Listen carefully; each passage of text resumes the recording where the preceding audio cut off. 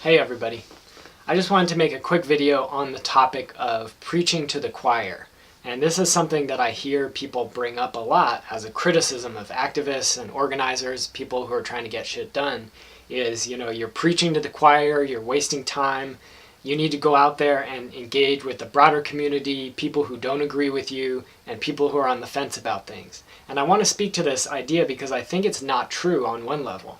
And there's a really great video series that I highly recommend by my friend Lear Keith that's called Liberal versus Radical. And I can link to that. And basically this looks at the political traditions that have come about in Western society. And liberalism is one of the core traditions. Liberal arts colleges, we're talking about liberalism in that sense. Liberalism as a broad political tradition, not as sort of how we talk about liberal politicians versus conservative politicians. Often liberals and many conservatives too fall within this sphere of liberalism, liberal thought. So within that mindset, within the liberal political mindset, which I think we're all raised with to some degree, and I feel lucky that I've been able to see videos from people like Lear and go learn from people that this idea is bullshit. But basically in this liberal mindset, education is how you change the world. It's one mind at a time, and you change one person's mind and then another and another and another, and then eventually you get everyone's minds changed, and that's how you make things different. And in the radical tradition, it's different.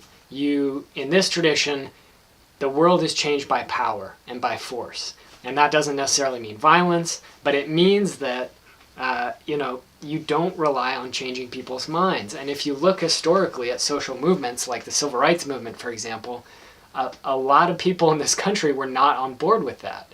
And in fact, the majority were opposed to a lot of the things that got changed. And, obviously this is a movement that is ongoing and has had only partial success. But what you see is a small group of activists and organizers who are pushing through these reforms. They're putting pressure on people. They're using force through various methods to change the system. Whether, education, legislative change, criminal justice, so on.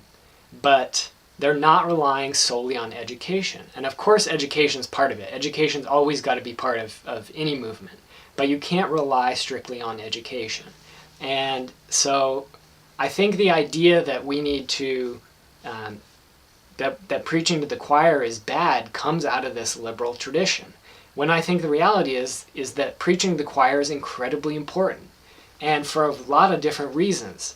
I think perhaps the biggest and most important reason is simply that I've heard preaching to the choir talked about sort of as like cheerleading, in that we need to support each other. We need people to validate our ideas, what we're thinking, our analysis, and our political views, to the point where which we can identify with one another. We can share an analysis, we can share an ideology that allows us to work together on a strategy and organize, build organizations and so on, like I talked in my last video about.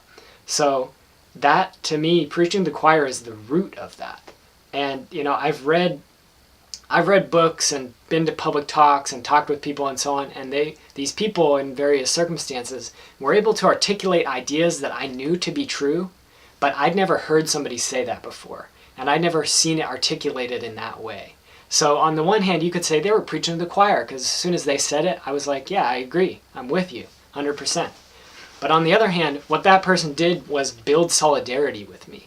They were helping to share a worldview and building a connection that didn't exist there beforehand. And that, to me, is the foundation of movements. So, I think that without preaching to the choir, we're going to fall into a lot of infighting. We're going to fall into a lot of, backstabbing and confusion, and a lot of people who sort of hold these vague, leftist, vague, revolutionary ideas, but don't actually have an articulation of them and know how to see them come into fruition and how to contribute to that, and don't know how to get involved in movements and actually move beyond, just thinking about it and actually start to make it happen. So, preaching to the choir, I'm all about it. And that's why, I place such a big emphasis and support all my friends and all the people I know who are making videos and radio shows and talking and writing and doing speeches and traveling and organizing with different people, because I think that's how you get it done, is actually communicating with other people. And, people often forget that talking is an action, that writing is an action. And obviously, these are insufficient actions. It's kind of funny that I'm circling back here after talking about education at the beginning.